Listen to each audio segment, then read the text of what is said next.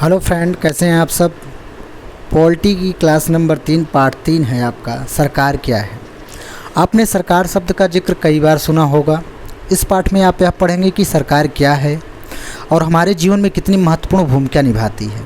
सरकारें क्या करती हैं, वे निर्णय कैसे लेती हैं, अलग अलग तरह की सरकारों जैसे लोकतांत्रिक सरकार एवं राजतंत्रीय सरकार के बीच क्या अंतर है। चलिए पढ़कर पता करते हैं कि क्या है सरकार। क्या है, आपके पाठ का नाम है सरकार क्या है।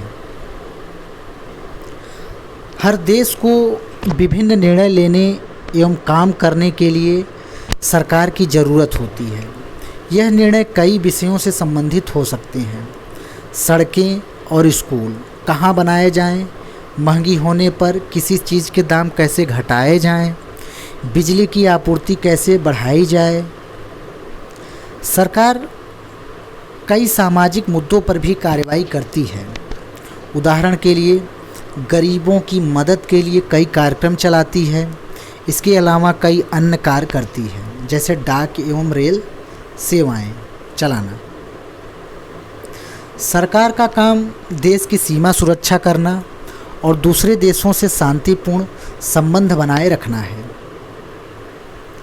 सरकार की जिम्मेदारी यह सुनिश्चित करना है कि देश के सभी नागरिकों को पर्याप्त भोजन और अच्छी स्वास्थ्य सेवाएं मिलें।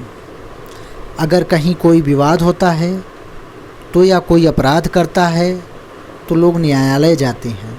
न्यायालय भी सरकार का ही अंग है।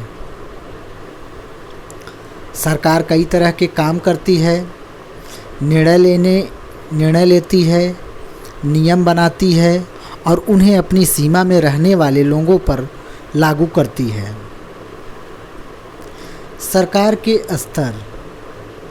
सरकार 3 स्तरों पर कार्य करती है। स्थानीय स्तर पर, राज्य स्तर पर और राष्ट्रीय स्तर पर। स्थानीय स्तर पर से क्या मतलब है? इसका मतलब है कि आपके गांव, शहर व मोहल्ले से है स्थानीय स्तर पर। और राज्य स्तर पर इसका मतलब है जो पूरे राज्य में काम करती है, जैसे हरियाणा या असम की सरकार पूरे राज्य में काम करती है। राष्ट्रीय स्तर पर इसका संबंध पूरे देश से होता है। आंध्र प्रदेश के पुनर्गठन के बाद 2 जून 2014 को तेलंगाना भारत का 29वां राज्य बन गया। आपके एग्ज़ाम में डायरेक्ट पूछ लेगा, डेट ही पूछ लेगा कि 2 जून 2014 को तेलंगाना भारत का 29वां राज्य बना। यही पूछ लेगा कब बना, आपको डेट मेंशन करना होगा। वहाँ पे डेट रहेगी, आपको डेट याद रहेगी तो आप वहाँ पे टिक लगा देंगे कि 2 जून 2014 है।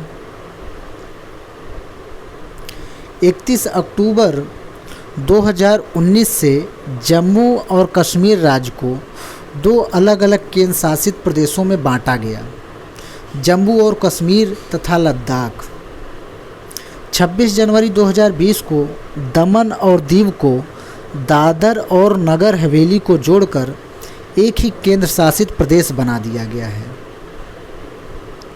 ये तीनों इम्पॉर्टेंट लाइन है जो कि आपके एग्ज़ाम में टकरा सकती हैं। एक वाली। इसको आप याद रखिएगा। सरकार के प्रकार। सरकार 2 प्रकार की होती है, लोकतांत्रिक सरकार और राजतांत्रिक सरकार। लोकतांत्रिक सरकार क्या होती है?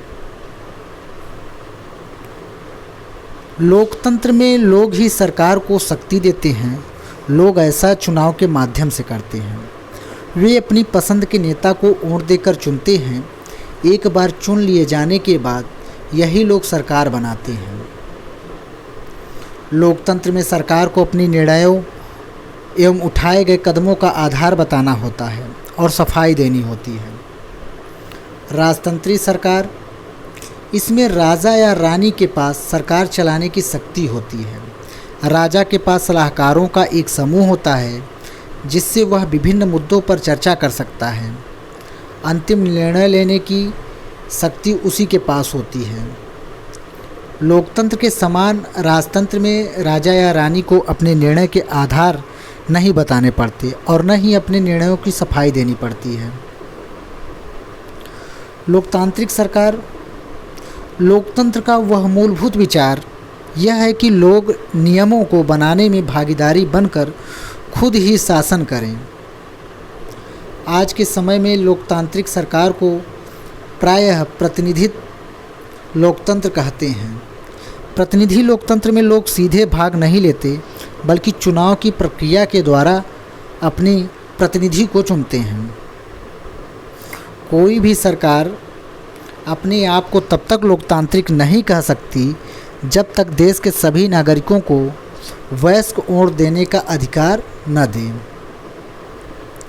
एक समय ऐसा था जब लोकतांत्रिक सरकारें औरतों, महिलाओं को चुनाव में भाग नहीं लेने देती थीं। शुरुआती दौर में सरकारें केवल उन्हीं पुरुषों को वोट देने देती थी जो शिक्षित थे और जिनके पास अपनी संपत्ति होती थी। ऐसी स्थिति में देश उन्हीं नियमों को सहारे चलती थी जो गिने चुने पुरुष बनाते थे। अब ये मोस्ट इम्पॉर्टेंट लाइन है जो कि आपके एग्ज़ाम में आ सकती है।